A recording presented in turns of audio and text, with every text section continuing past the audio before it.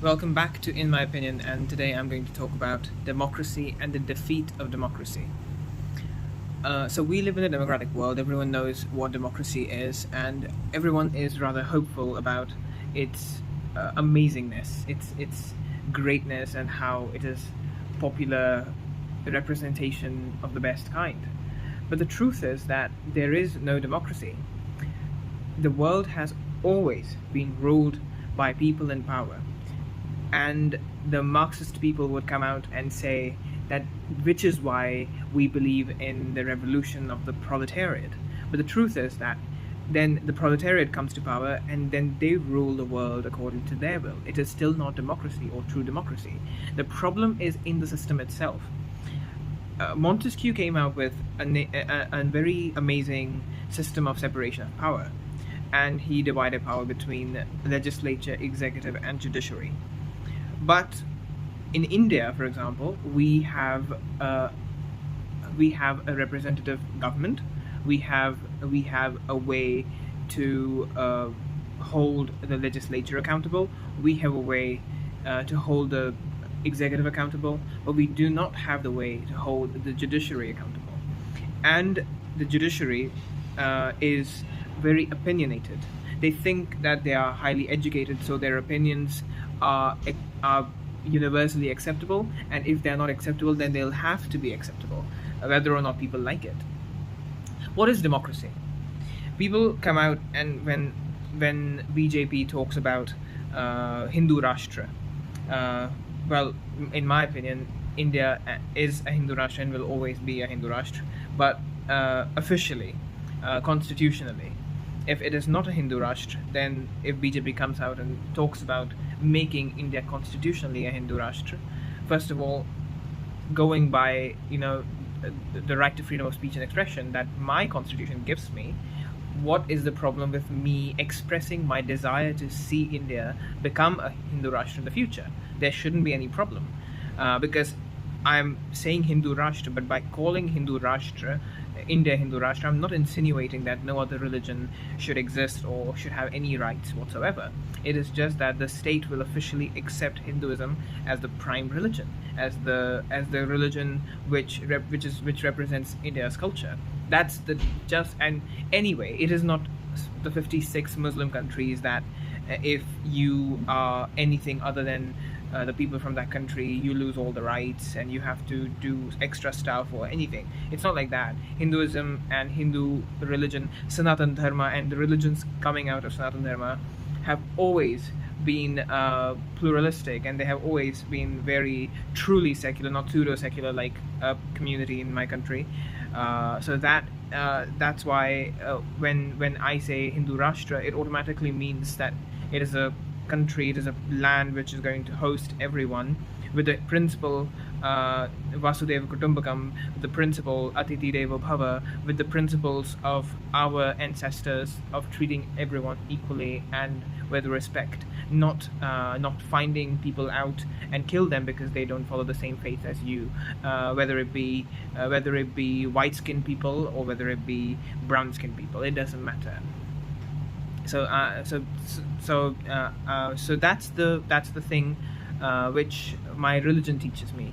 But this is problematic because it is seen as it is now, or it has become problematic because it was intentionally forwarded as the basic principle of our lifestyle, that we are quiet and we are servile, we are docile, we are meek people, we accept everything that is imposed upon us, and we would accept everything that is served to us, whether it be good or bad.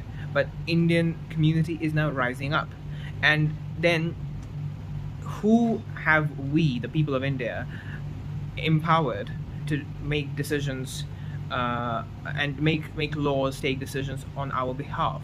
It is the legislature, not the judiciary. If the legislature, by majority, does declare India a Hindu Rashtra, but without changing any major thing in Part 3 of the Constitution. That is a fundamental rights, only removing the special rights of minorities to have special institutions like madrasas, which are only centers of indoctrination, in my opinion, and nothing else. So if that is the only basic minor change, and then this is like weird, because our constitution is literally literally saying that madrasas are an amazing way of education, are an amazing source of education, so people should go there.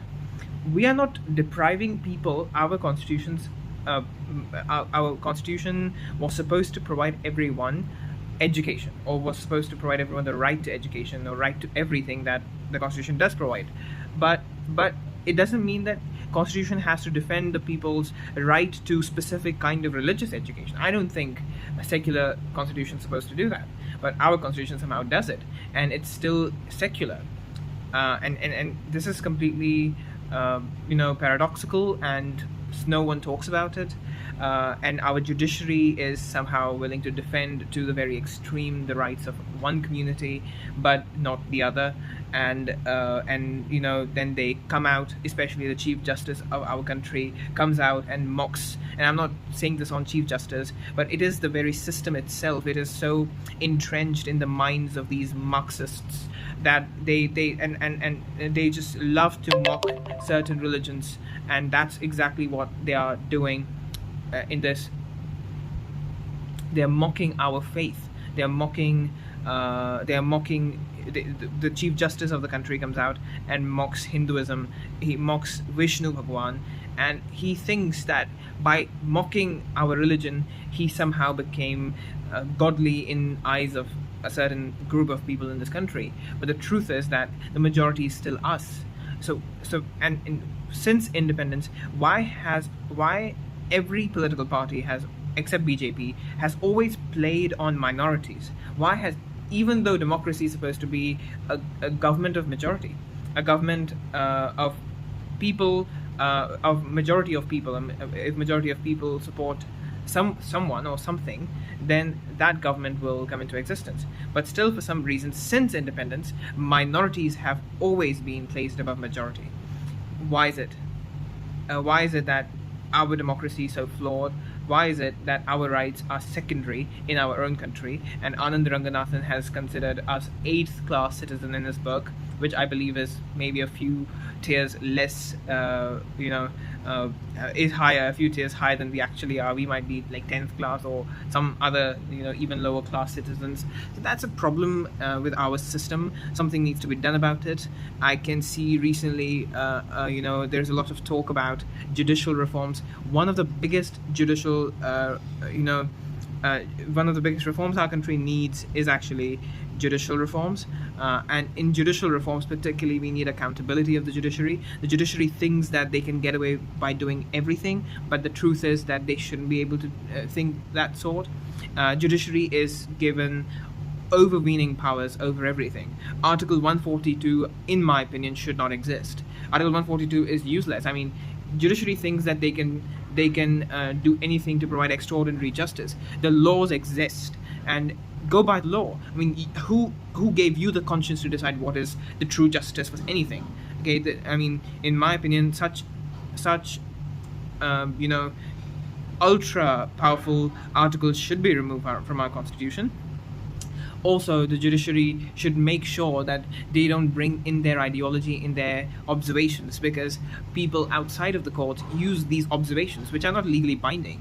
They use these observations to think that this is the court's opinion, but the truth is that this is the person's opinion who is sitting on that bench, who is sitting behind that bench, who is sitting on that chair. They think and they use this in their favor. This shouldn't be happening. Judicial reforms are necessary, and there is a lot of talk about it.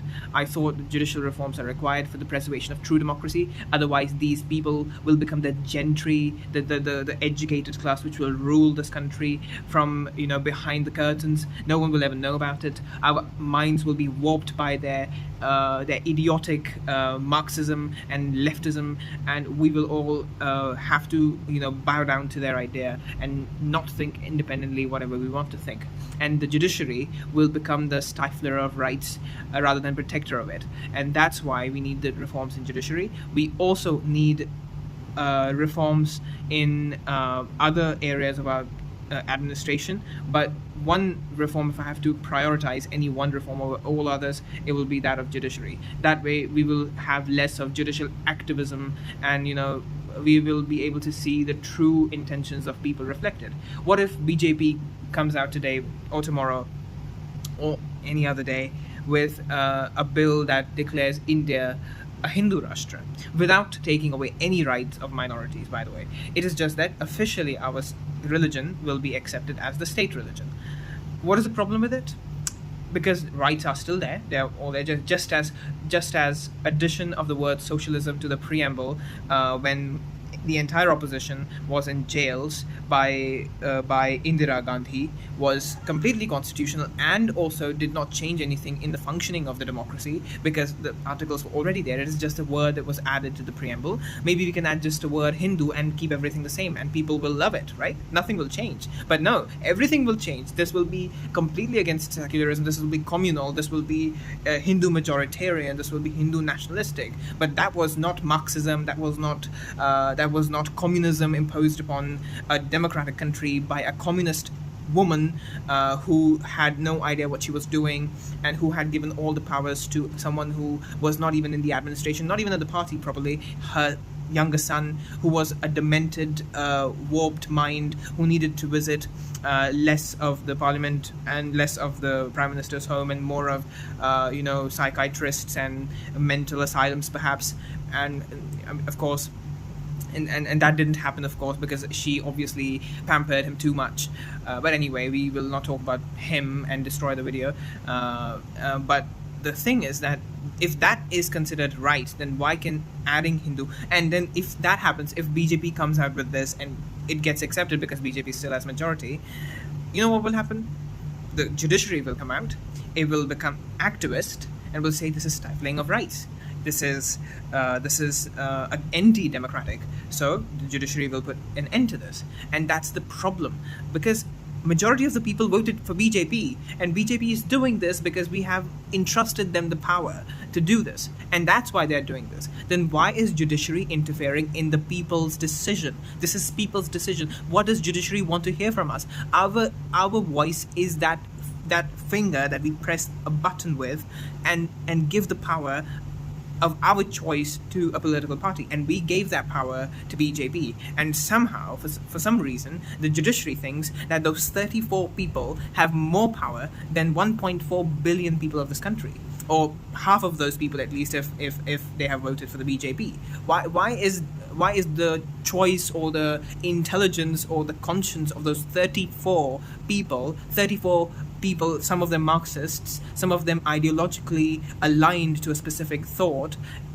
and why do they get more intelligence than we do? Why do their choice becomes? Isn't this against this concept of universal adult franchise? Aren't we all equal citizens at the end of the day? Why is their decision more significant than ours? I would like to hear your thoughts about it, and I would also like to see